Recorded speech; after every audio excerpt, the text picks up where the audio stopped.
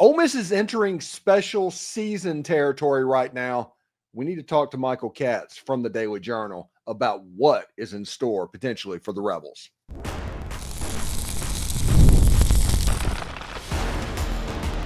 You are Locked On Ole Miss, your daily podcast on the Ole Miss Rebels. Part of the Locked On Podcast Network, your team every day. Thanks again for making the Locked On Ole Miss podcast your first listen every day. We're free and available wherever you get your podcast, including YouTube. We are part of the Locked On Podcast Network, your team every single day. Hello, I am Steven Willis from the Locked On Ole Miss podcast. He is Michael Katz from the Northeast Mississippi Tupelo Daily Journal.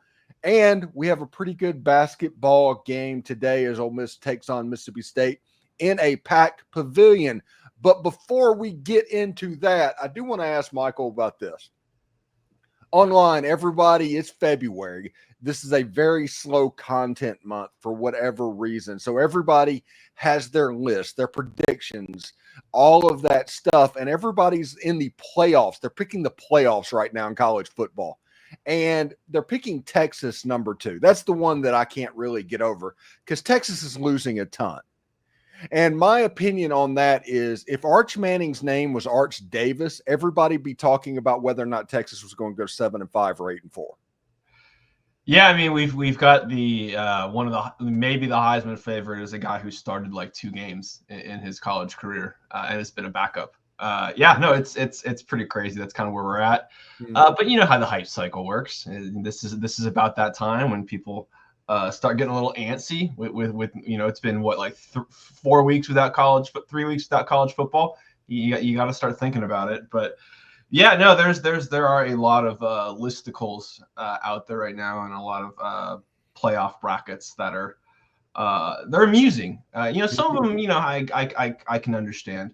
Like shocking, like wow, Ohio State's probably going to be good again. I can understand that, even though they lose a ton too.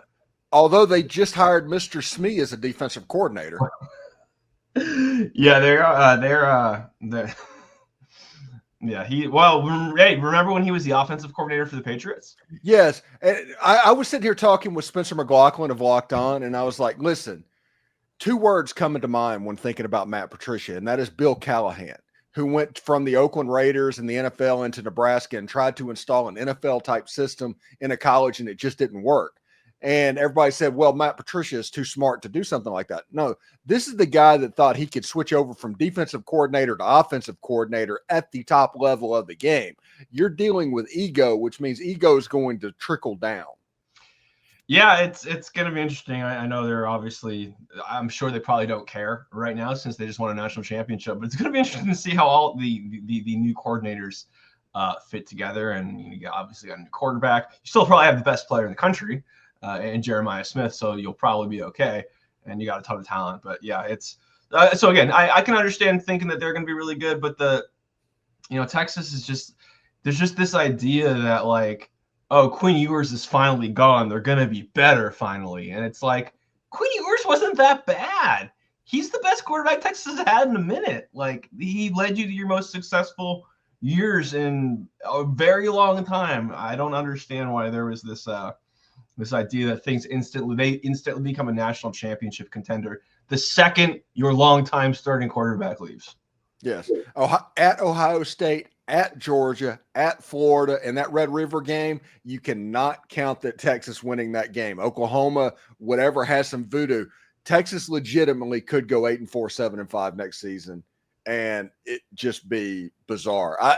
I just think it's weird that everybody's trying to establish the storylines and narratives to get ready into football season. It's the same media cycle that we've always seen, but this year it's so varied because you just don't know.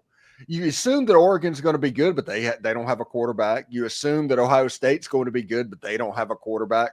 Texas doesn't have a quarterback. Georgia is replacing their quarterback. Notre Dame is replacing their quarterback. Everybody, even Indiana, is having to replace a quarterback this offseason. Yeah, I think there's a lot of hype around Clemson. I've been seeing that one a lot, given that they return their quarterback and they've got some really good defensive linemen, if I remember correctly. They're obviously they won the ACC, maybe didn't put up the best performance in the playoff, but I think the idea is that they're going to be better. So I can kind of understand that one, but yeah, I don't know. It feels like it's one of those years, and I know it's so early, but again, it feels pretty wide open. Like there isn't just that one team everybody's circling right now. Like last year, I feel like we had Ohio State circled, we had Oregon circled, we had a few teams that we knew were going to be really, really good. And Ohio State's season was kind of all over the place. Yeah, we ended up getting there, but it took a few turns. But and I think Penn State's going to be good, but of course they're always, there's always the worry of them doing the Penn State thing, which which they have done a few times over the last few years. So yeah, I think there's a lot of good teams, but I don't know if there's a great team, at least as of right now. And I think that's what makes this fun. Yeah, I think the transfer portal and the NIL is slowly eliminated the elite team in college football. So we're going to have 10 to 15 teams that can probably win this thing this year. And, well, and good thing they created that playoff, right? It's like it all, it's funny how that works out, right? Yeah, it's like they tried to do this. So that's pretty cool. Anyway, let's change the subject a little bit. Today is basketball Egg Bowl day in a sold-out pavilion. It's going to be a huge game. Ole Miss has won 3 out of 4 after a 3-game losing streak. They've won 8 conference games. I've talked on my show many times about how this season was just kind of a race to 8 SEC wins. Ole Miss has hit the 8 SEC wins mark, and they have the Mississippi State game. They have a Vanderbilt game on the road. That's going to be difficult, but they have Oklahoma. This Ole Miss team has a chance to win 11 or 12 SEC games this year, which means 3 seed, 4 seed in the NCAA tournament.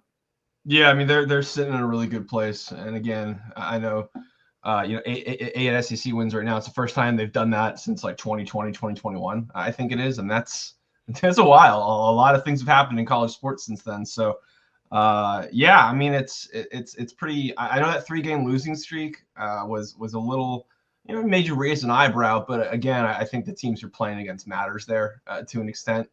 But listen, to their credit, they've responded, and have these last 2 games been the prettiest? No, but they won them. And winning road games in the SEC is really, really hard. Every coach will tell you that.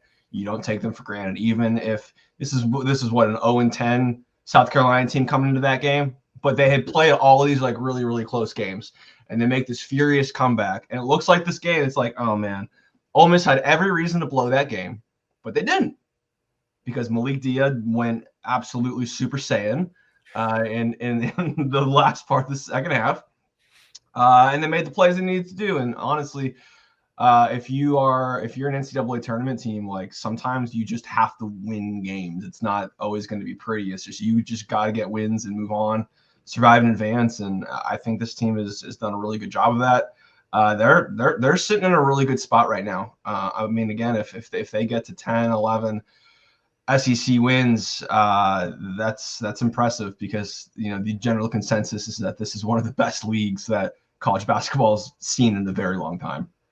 Yes, thanks again for making the Locked On Ole Miss podcast your first listen. When we come back, we'll talk to Michael about why Mississippi State seems to be struggling right now, and if Ole Miss can take advantage of that. First of all, I do want to let you know about Factor Meals. Looking to optimize your nutrition this year? Factor makes eating well easy with chef-prepared, dietitian-approved meals that are fresh, never frozen, and ready to heat and eat in just under 2 minutes. With 40 options across 8 dietary preferences every week, you can customize your meals to fit your lifestyle, whether it's Calorie Smart, Protein Plus, or Keto. Plus, Factor even offers wholesome smoothies, breakfast, and grab-and-go snacks to keep you fueled all day long. I love how Factor takes the stress out of meal planning. I recently tried their Protein Plus meals, and they were packed with flavor and kept me full throughout the day.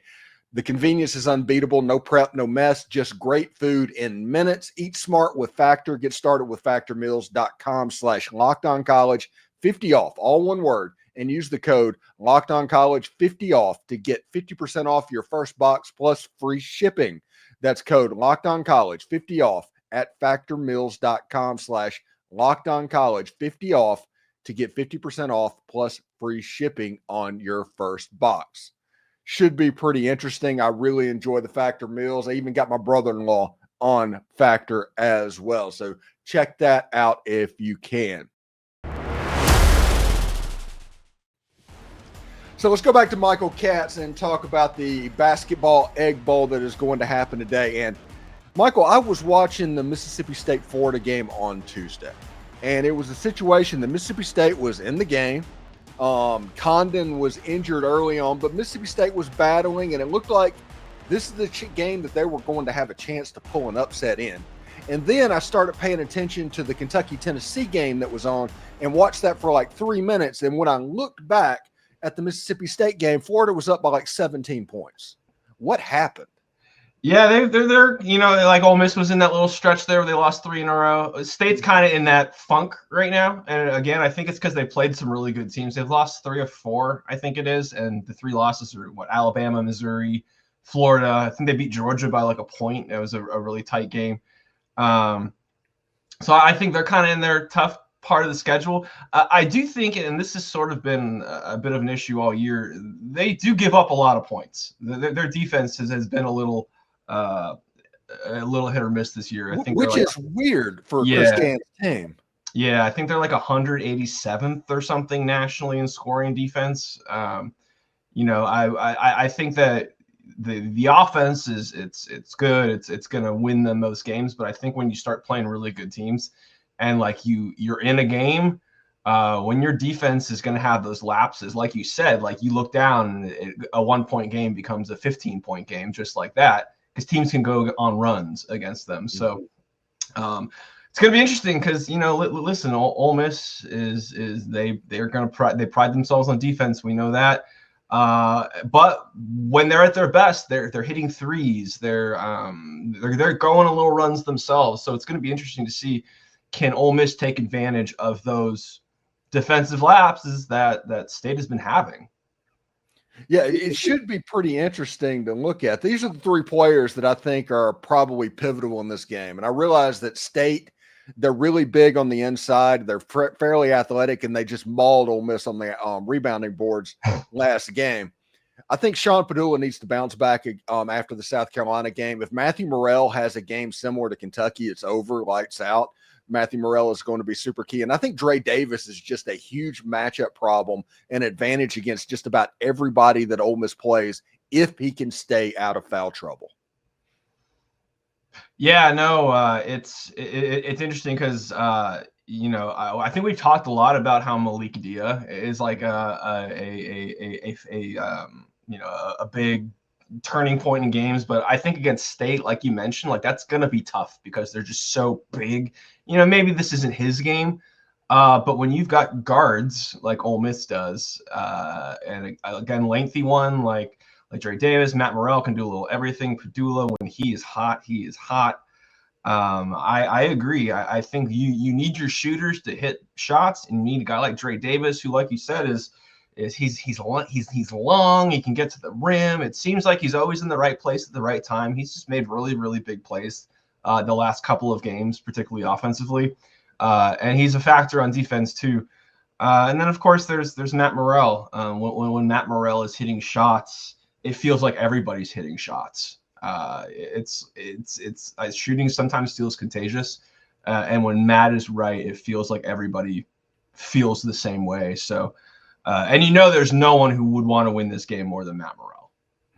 I think this is probably the last time that he's going to play Mississippi State. If they don't meet in the SEC tournament, this is his last hurrah in a game because this is his 6th year, I think, or something at Ole Miss. So, yeah, it's probably a really big game for especially the upperclassmen.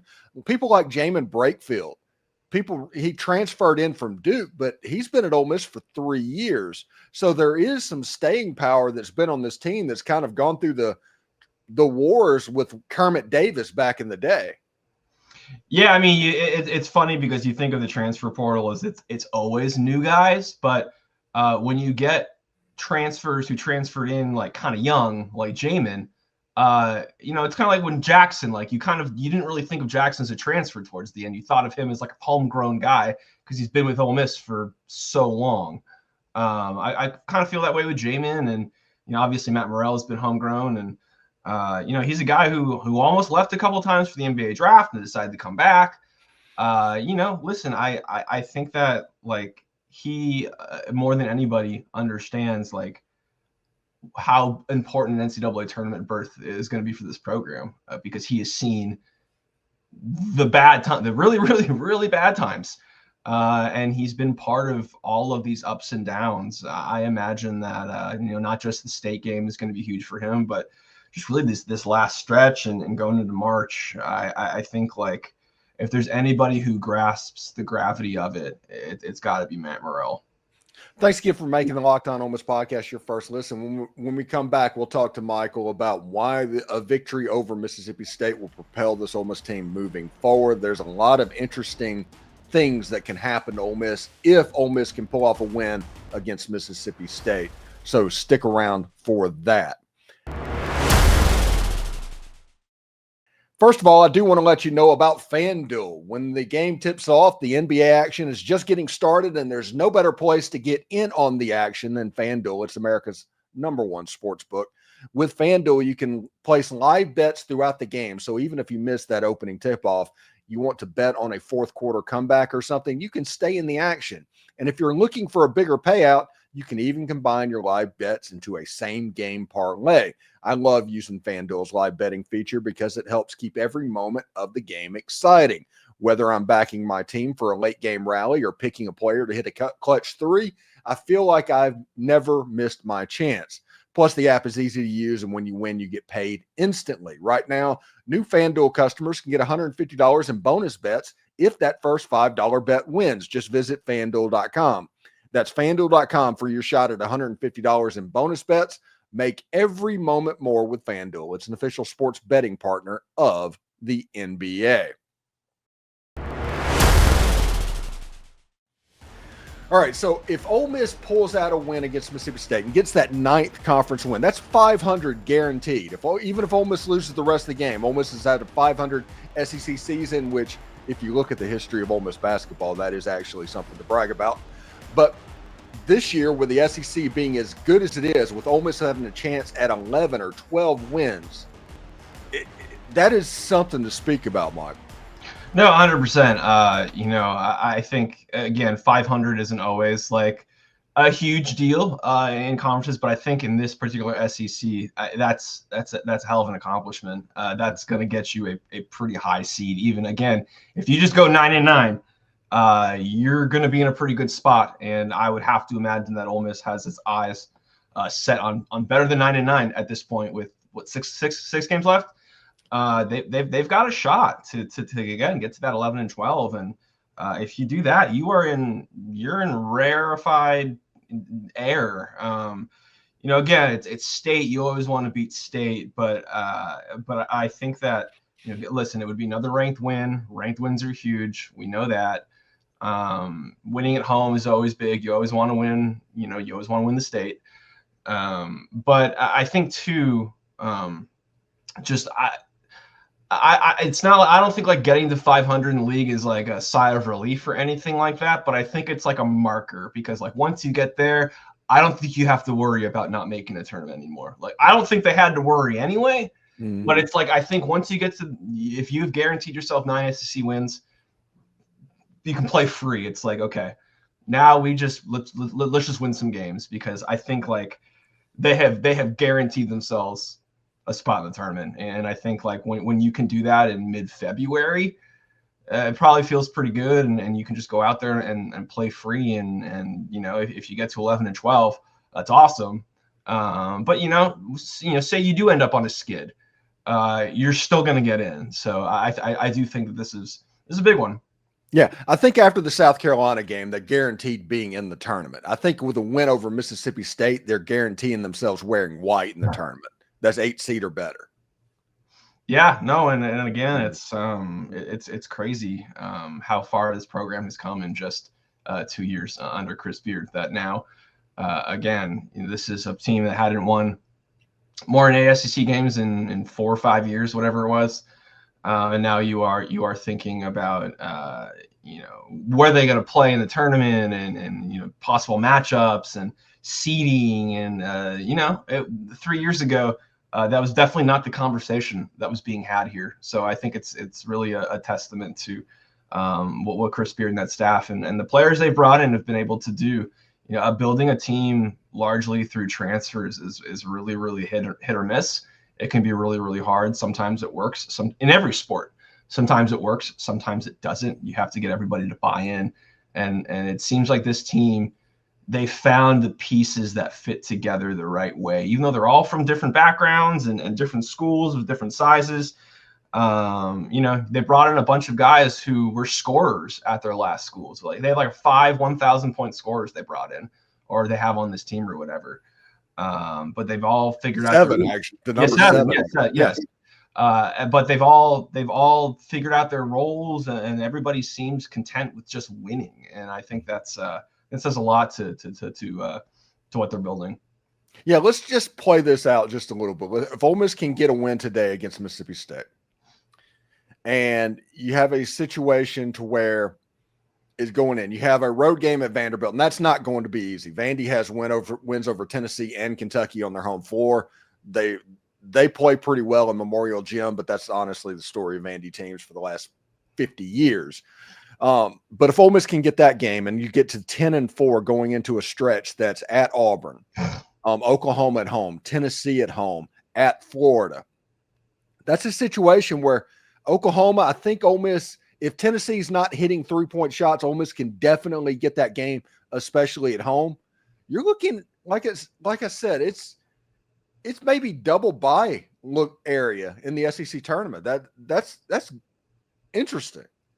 Yeah, and again, you know, I know Auburn is the best team in the country, and I don't think there's a huge. I mean, Duke's really good too, but you know they scuffled a couple. Was it last week with the thing?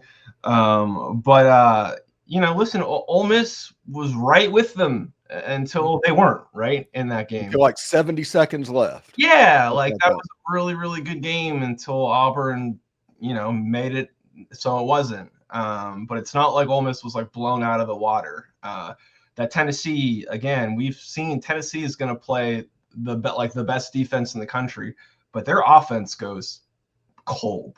When they are not hitting shots, they let teams hang around, and that's been the story of them the last few years. You know, despite all their success, and you know, Florida has you know they've it's not like they're perfect either. So I do think there's opportunities. You know, I don't know if you set like we want to split this or we want to win. You know, I don't think you can't go into it like that. But I think there is an opportunity. I mean, Oklahoma, I think that's one you can't count on wins, but that looks like it should be. That's a very winnable game. And like you said, I think the Tennessee game, depending which Tennessee you get, you're in a good spot. And then, you know, if the chips fall your way in those other two, you know, maybe something happens. But you know, I could see I could see a couple wins in there, and if you win a couple there, I think you're feeling pretty darn good. Yeah, and the honestly, the school record for wins for Ole Miss is 27. So go on a little bit of run at the end, maybe win a game or two at the SEC tournament, and all of a sudden you're in the NCAA tournament with a chance to make history. Yeah, and again, this is a program that again, it's on the rise, but I don't think it's where they want it to be. I mean, I think they've got bigger plans for this thing, and I think it's just for this to be year 2 is really impressive. And I know there's been a lot of conversation about this team comparing to Chris Beard's Texas Tech team in 2019, I think it was. And you know, obviously every team is different, but man, like you again, with the SEC being as good as it is, you could see Ole Miss getting in the tournament, and they're playing teams from not the SEC. Maybe they go on a little run, you know, like this feels like a team that if things line up the right way, and they're playing their best, they could play a couple weekends. I think so. And not only that, for the first time in Ole Miss's basketball history, both the men's and the women's teams are likely going to be making the NCAA tournament. And Coach O had a big win for the Lady Rebels against Kentucky. They're kind of starting to get right. They had a little bit of a lull, but it looks like they're starting to get right. Yeah, the Kentucky one was obviously huge. I think Kentucky was number 8. That's a huge win. I think it was her first top 10 win in the regular season or something, because obviously they beat Stanford a couple years ago in the NCAA tournament. But and then last night, I mean, they just beat the absolute brakes off of Arkansas. I mean, it was like 40.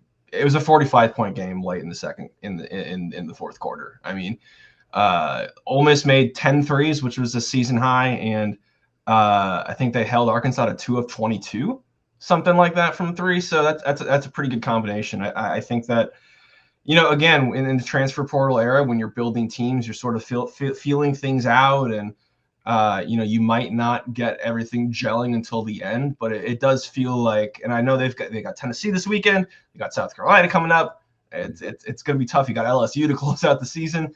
They're going to be challenged, but it does feel like it's coming together at the right time for them. Thanks again for making the Locked On Ole Miss podcast your first listen every day. We're free and available wherever you get your podcast, including YouTube. We are part of the Locked On Podcast Network, your team every single day. Michael Katz from the Northeast Mississippi Tupelo Daily Journal. What do you got going on over at the Daily Journal?